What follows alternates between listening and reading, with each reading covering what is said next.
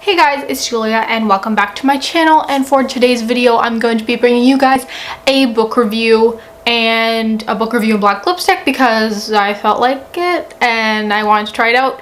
So yes, today I'm going to be reviewing Great Expectations by Charles Dickens, and I've been putting off doing a review for this because, like, I don't know, I had really not mixed feelings, but I just troubled deciding a rating overall, and it was a book that I really had to try really hard to understand.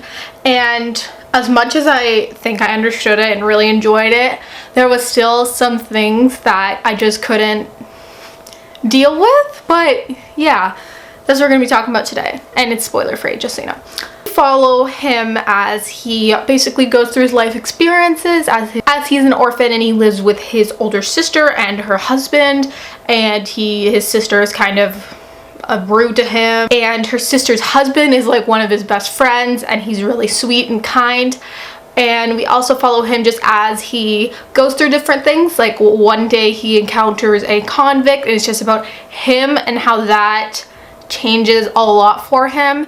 Also going to Stella's house, and he gets invited to go to Miss Havish. I never knew how to pronounce her name, and he gets invited to go to their house, and they're very wealthy, so we kind of just see how he comprehends with that. And also he really likes the girl, so it just kind of has that romance involved in it. Also working in the forge, but then he gets invited to go somewhere by his guardian to kind of become a gentleman, and it's all about everything going on with Pip. So basically, talking about the characters, first of all, Pip I really enjoyed. I know a lot of people had issues with Pip because he does kind of his personality changes as the book goes on, but I always felt like there was like a deeper side to Pip, and I always felt like despite what he's doing now, like he's still the good kid from the beginning of the book. And so that was there. Then we have Miss Havish, whatever her name is. Really, this is literally what she says. Like, she's like, "And when they lay me dead, and my bride's dress on the bride's table, which shall be done, and which be the finished curse upon him, so much the better if it is done on this day."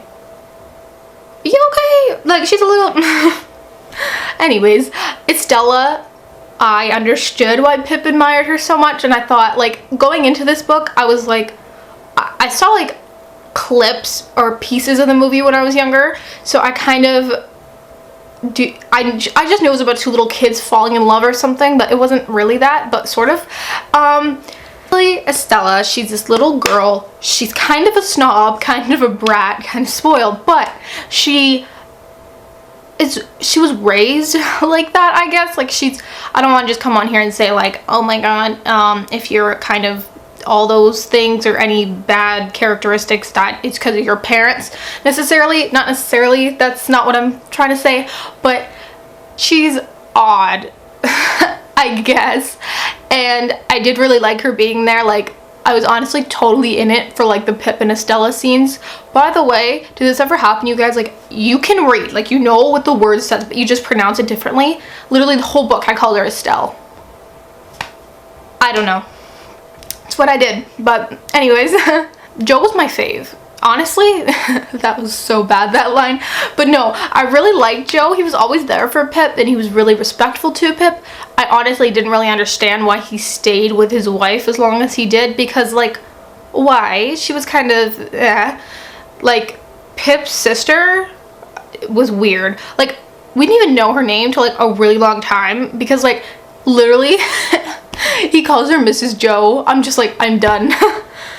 Forget it. I feel like I'm forgetting people, but those are like the major characters in the book. So let's move on to the actual plot. So if you're reading Dickens, do not expect a fast-paced moving book, because that's not what you're gonna get.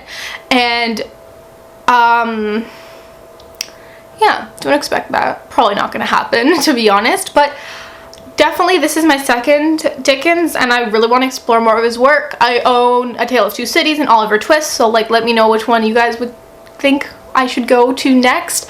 Overall, despite like the slow pacing, I just have always adored Dickens' writing. Like, when I read A Christmas Carol, despite like issues with it or pacing issues, his writing has always been so lovely that I just love reading his writing.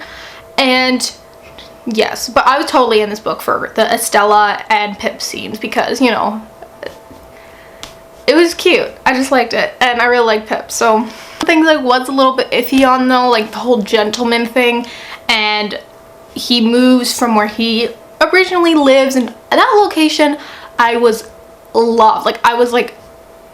it a lot, and I don't know how to describe it. Like, of course I can describe it, but it just wouldn't do it justice. Like, I just felt something so special about the original setting that I was so annoyed when we moved to London. Like, when they moved the setting to London, I was like, can he go back, please? I'd prefer if he would go back, thank you.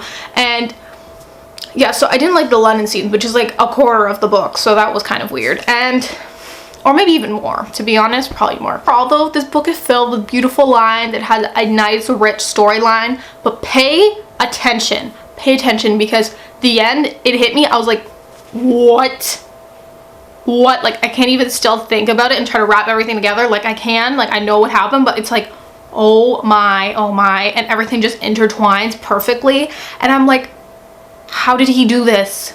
I'm like, how did I not see any of this? This was so obvious. How did I not see any of this? Yeah, so it kind of blew my mind. I give it a lot of credit for that, because usually I don't sit there like with my jaw dropped while reading a book. Literally, I was sitting in the car and my dad just looked at me. He's like, you okay? I'm like, what happened? And so overall, and I enjoyed the ending. Just reading Great Expectations. I'm not well enough into Dickens that I can suggest where to start and where not to start. I'm not sure if A Christmas Carol is a good place to start necessarily. Like maybe reading or this. I'm not sure if you want to, if you can read like 550 page dense Dickens, then go ahead, enjoy yourself. It's good, but don't try to rush through it in 4 days. Just do yourself a favor, don't rush through it. You're gonna enjoy it more if you just take your time. I think this almost took me a month to read, but like I was reading along with other books and I was taking my time and I was really enjoying it. And yeah, overall I think I gave this like a 3.5 to 3.75 out of 5. It was a really successful book for me. Again, blew my mind. So yeah, and I don't know, maybe you should look into the Little Black Classics if you're interested. Funny, Black, the Little Black Classics, because I know Dickens has written like some short stories that are in the Little Black Classics, so they're like less than 100 pages. So if you really want to get into Dickens but you don't want to handle anything big right away, there's that option for you. You can start with A Christmas Carol, but like I believe A Christmas Carol, like out of all his novels, A Christmas Carol is the smallest. So yeah, but again, let me know what you thought of this review and if you've read Great Expectations and what you thought of it. And also let me know where to go with Dickens, or like if you started reading Dickens or if you haven't or whatever. But I just really enjoy Dickens' writings overall, and like I don't read him to like sound super intellectual and like all this, but like I just really enjoy his novels and I really just like talking about them too, and they're so complex, like oh my gosh. So anyways, I'll see you guys later with a new video. Bye.